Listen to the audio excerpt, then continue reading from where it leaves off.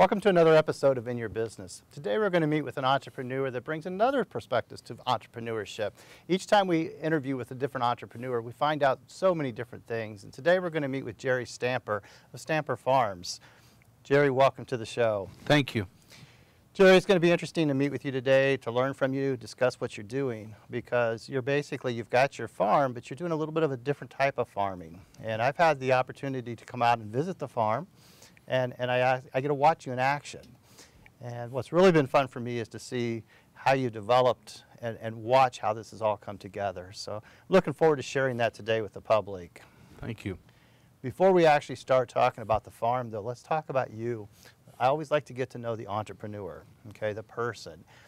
Businesses, I believe, the fundamentals, I can teach you how to write a business plan, but it really takes something special about you to bring it together. So let's start with bringing it all the way back to when you were a child, okay? Not like that's been a long time ago, but it's been a few years. So as a little guy, what were you thinking? What did you want to do when you become an adult? I've always been interested in agriculture. Okay. Of some sort. So even when you were a little guy, you wanted to go into farming and some type of agriculture? Yes. Okay. When I was a little guy, we farmed behind a team of mules. Okay. And today it's progressed to some very large equipment. Okay. So you went from mules to equipment and you've always been farming, though. Even through high school, the same way, you're thinking farming? I worked at a grain elevator, which was connected to agriculture. And I worked through that in my younger days of high school. So when did you get your first job? I was 13 years old. So you were 13 and you were working at a grain elevator. I was working across the street. I worked for a guy that bought wool, sheep's wool. Okay. And that gentleman made a comment to me back then, and I'll never forget it. I haven't forgot it. He said, "Son, you'll never have anything till you work for yourself." Now I understand that. So he believed in entrepreneurship even then, and he taught you that. Excellent, excellent. So at a young age, you start realizing the importance of work and entrepreneurship. You've been able to bring it together. That's great. So after high school, continue to work? I worked a while at the grain elevator, then got married, went into the factories, chasing the money. Okay, so you spent a lot of time in the factories and a lot of hard work in the factories? I put 25 years in. Okay. Some long days and 12 hours a day, a lot of times 7 days a week. Well, you're certainly a part of production. You're making things happen, and that's something we're kind of missing today, is a lot of that productivity. So I'm glad to see you're still in it in the farm. Well, working them long hours gave me the opportunity to own a small piece of property, and we started building our own little agriculture back then, with hogs and into cattle and various animals. Okay. Even exotic at one time. Really? We had ostrich, rheas, wild boars. Well, what do you do with those? Well, the wild boars we sold to hunting preserves. Okay. The rheas, we sold eggs. Okay. For people to decorate. And the ostrich, sounded good at the time. Okay, all right. And that happens sometimes, you know, in entrepreneurship. It sounds good at the time, but Yes, sir. Got to make adjustments. So later in life, you decided you wanted to come back and go to school. I was at a point in my life where I was ready for a change. Is either go back to the factories and make money, or I always had a dream of getting an education, a college degree. Mm-hmm. And after spending 5 years, I earned it. So 5 years, you earned your degree, your 4-year degree. Yes. Excellent. And I do know that I had you in classes. I interacted with you a lot on campus. And so I watched you grow. I also know that you oftentimes had conversations with me about investments. Yes, sir. And so you also had that, you know, dream, and also that you wanted to do some investing and understand the markets. I got interested in the stock market. I bought and sold quite a few stock over the years. But I never could get real excited about it. Okay. I mean, I enjoy it. I enjoy the stock market. But it's still, that wasn't me. Yeah? You That think it's wasn't me. because it wasn't your business? Well, that could very well could have been. Yeah. There's some things to be said about hands-on. Okay? That's true. When it's your business and you're doing it, you'll love it. That's true. And no matter how large somebody else's business is, if you're not a part of it, it's a little hard to love. That's very true. And so I could see that in you. Now, let's talk about Stamper Farms, though. And it sounds like over the years you've made adjustments. I mean, whatever you needed to do. And I know that when I first met you in class, I take a lot of pride in getting to know the students, okay? I want to know that I've done my best to get you ready for your future. And so when I get to know you, I'll find out where your interests may be. And I have some students who I know they want to start a bakery, and I have other students I know want to get into investments, and I have some that, you know, they want to work, and they have different areas that they want to work, and different things are going on in their life, and they'll make changes. You really never offered me that evidence of this is what's going to happen, this is what we're preparing for. And so it's kind of difficult the first 2 years. But I felt like the third year into it, you found aquaponics. Correct. So your farm today is aquaponics. Correct. And over the years, you've taught me about aquaponics. Couldn't say the word, certainly couldn't spell the word.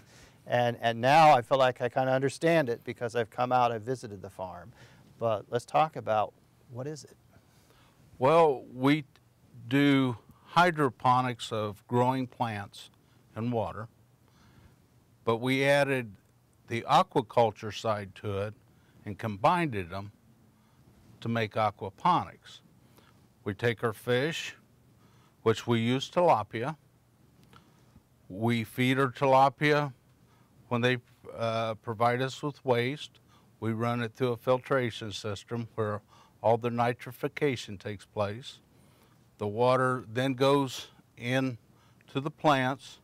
The plants absorb the nutrients from it, and then after the water flows down, it flows back in and back to the fish.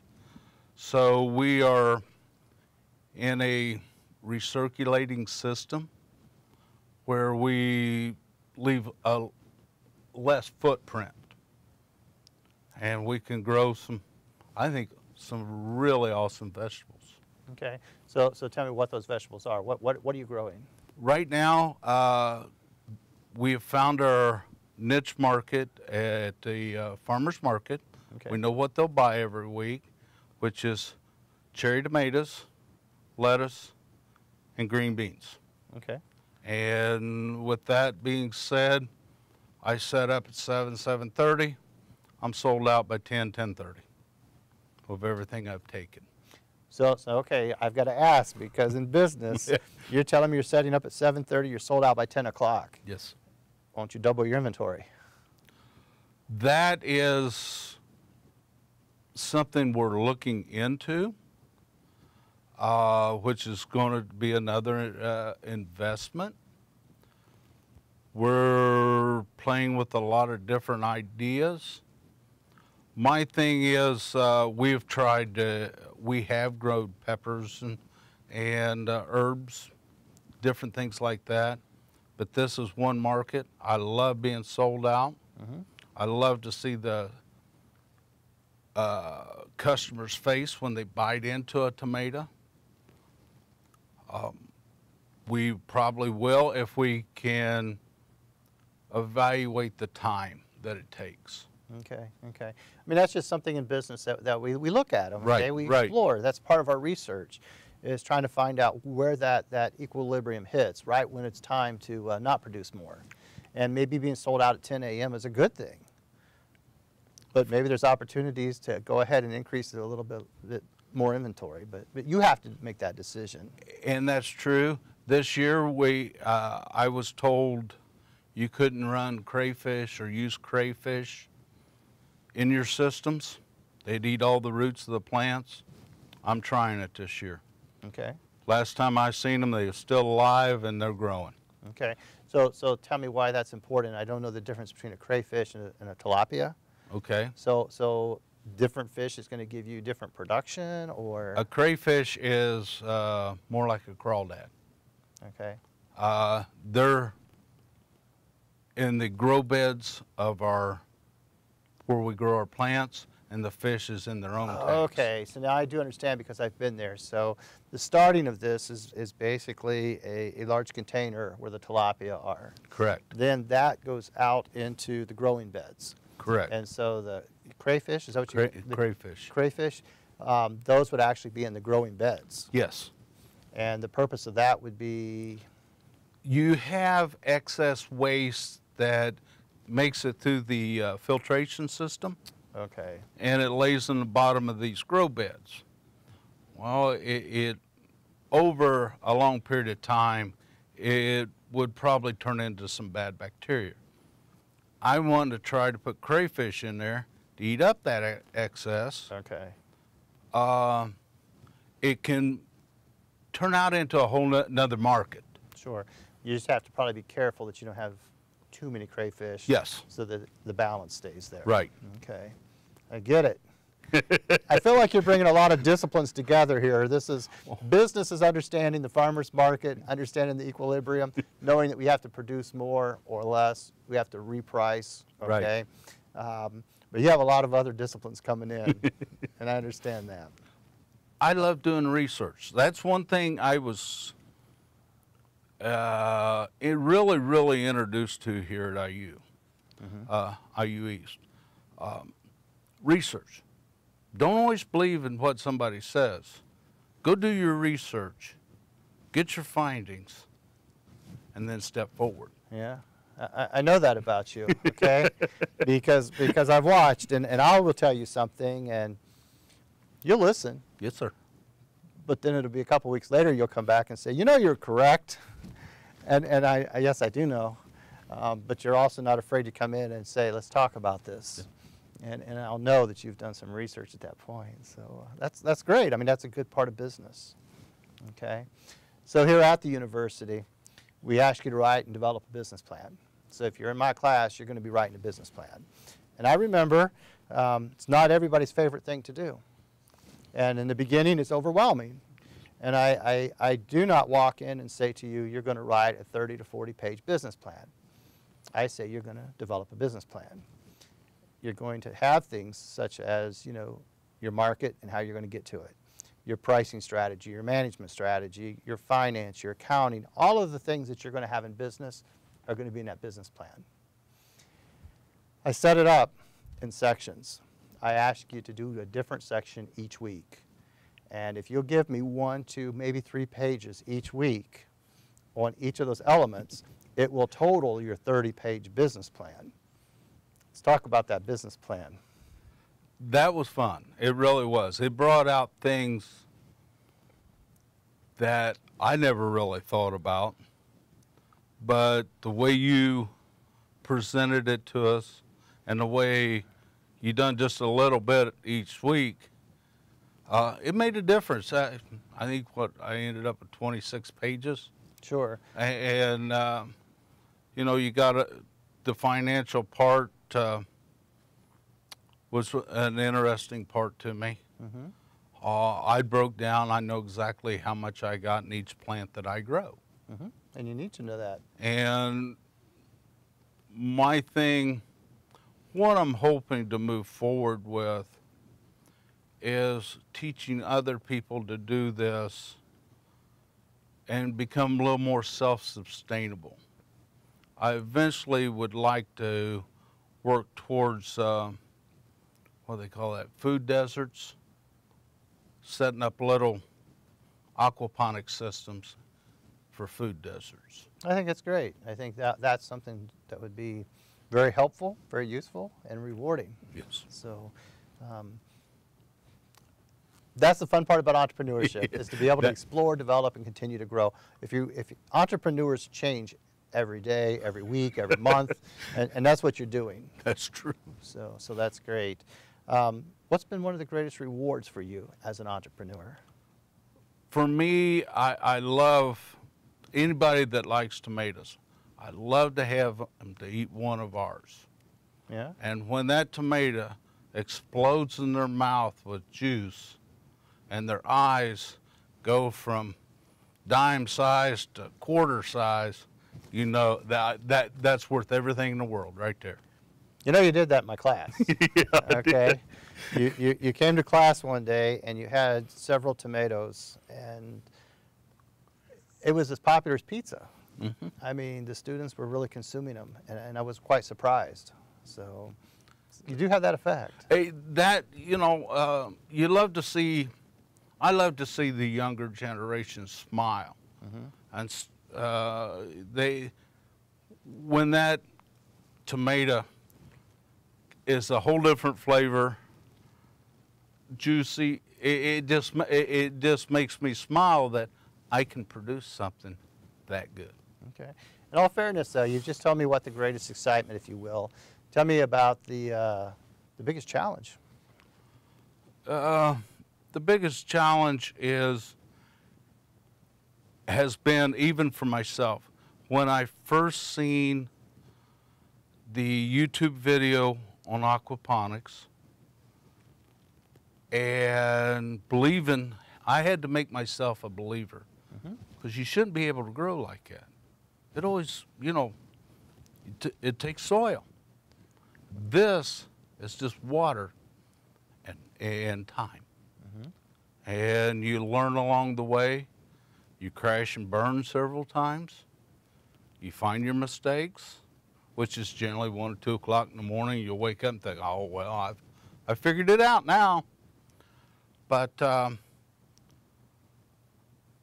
it's a new challenge every day with this, and I love a challenge. Well, I know that you've been learning every day. I know that because you come in and share often. And when I came out and looked at your operation,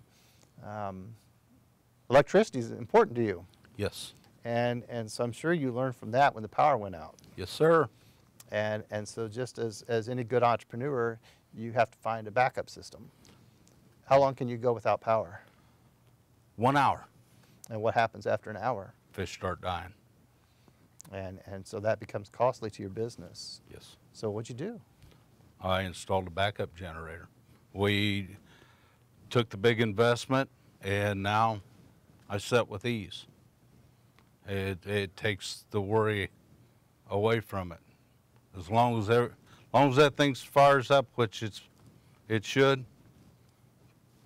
you don't worry about it. Okay. So basically what we have then is aquaponics is all about the fish, and then the fish waste going into the plant beds, growing the plants, harvesting those, taking those into the farmer's market. I know you're at the farmer's market on Tuesdays and Saturdays, Just is that Saturdays. correct? Just Saturdays. So just Saturdays you're at the market. Do you have other distribution? Word of mouth.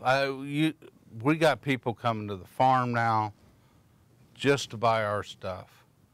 And I like that, because that way I can show people really what I'm doing. Okay. And then hopefully they'll be curious enough to build their own. There's nothing any greater than eating your own vegetables, taking a little seed, watch it grow into something, then consuming it. So what can I grow? I mean, I know I can grow lettuce, green beans, tomatoes. Can I grow strawberries? Yes, we've done strawberries. We've done spinach, peppers, basically all the herbs. We have tried a lot of different things, and what we've learned, some seeds will do, some varieties will do better than others. Okay, okay. So how do you determine, I guess the market tells you what you should produce. Yes. Okay. But the other thing we have to get into here is it's got to be seasonal. I mean, you're in Indiana, so there's no way you're out there in December, January, No. February. What are you doing? We generally start, fill our tanks with water last March, 1st of April, to start letting it warm up. And we put our fish in by the 1st of May. And then we run to the 1st of October. or 1st November, excuse me. And then we shut her down. Okay. Now, I mentioned something to the wife the other day. I wouldn't mind having a greenhouse, something I can heat through the winter in a small, nothing large, just something for experimental or research. I done a class out of the University of Wisconsin, and they grow year-round up there, and it's colder up there than it is here. Correct. So I've learned, want to learn a little bit, want to learn more. So if you were to do that, would you be producing for the market or just for yourself? It could, if I done it the right size, I could produce for the winter market here in Richmond. Okay. So your growth plan is to be able to get people to make their own. Yes. To be able to teach people how to do their own versus having to purchase from you. Right. That's great. I think that's admirable. And so we'll see where that goes. Always learning. Okay? Correct. Correct. But a part of that is at the university, we often have students do internships. Yes, sir. And when it came your time to do an internship, you worked with us. You said, here's what I would like to do. We approved it, said great. And yours was in the fish market, basically, if I recall. It was finishing tilapia out. The gentleman I done my my internship with, he's the one I got my first tilapia off of. And the man's done it for 20 years. He's carrying a lot of knowledge. Mm-hmm. So I done mine with his. I spent a lot of time with him, talking, and I got to deliver fish with the driver. We went to Columbus, Dayton, Cincinnati, and these was 1.5 pound tilapia, and they went into stores, these live fish. Well, he mentioned a word, or 2 words, and I barely heard him. It was pond stalkers. Well, I chased that word, and I asked him what it meant, and we got into that. And basically what it is, in the spring, people's got ponds that gets covered with algae, duckweed, and you put tilapia in there, and that's their normal diet. And they'll clean that thing up, just super clean. So that is another one of them new research projects I'm working in this year. Okay.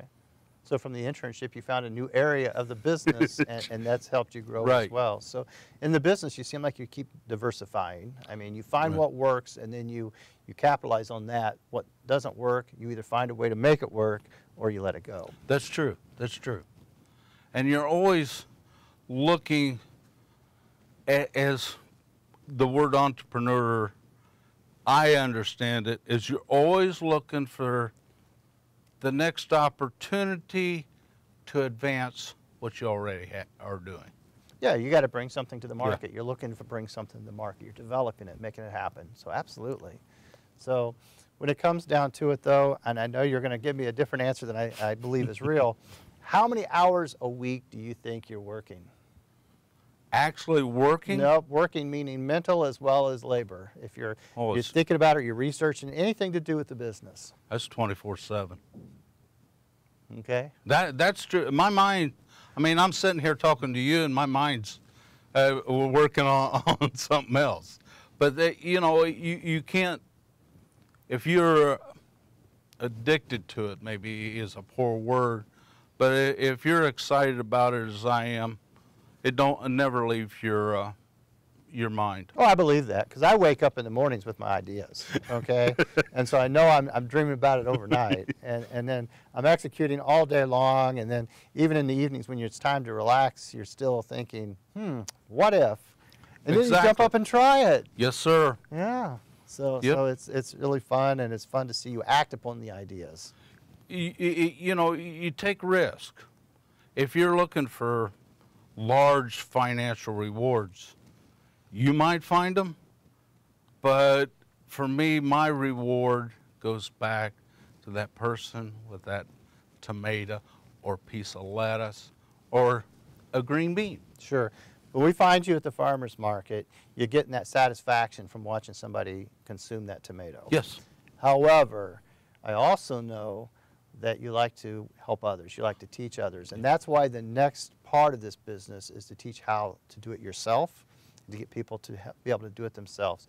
You're also going to be teaching at Ivy Tech a little bit, I understand. Yes. And trying to help people understand a little bit more about agriculture. That's the plans. I've done a lot of my electives in the ag program over there. I don't learn out of the book as well. I learn by hands-on. And Scott Colwell over there is he's offering hydroponics and aquaponic classes. Matter of fact, he's developed a whole 2-year program for me to teach. Well, you need to be a part of it. Jerry, you're doing a great job. Keep it up. Thank you. Pleasure to work with you. Thank you. All right. This concludes another episode of In Your Business. Today we spoke with an entrepreneur who's very dedicated to agriculture. As a young child, he knew that's what he wanted. As an adult, he continues to stay committed to it.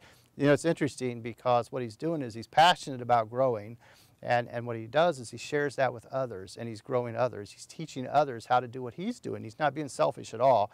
He's quite the entrepreneur and quite the social entrepreneur as he helps others. So again, thank you for watching In Your Business.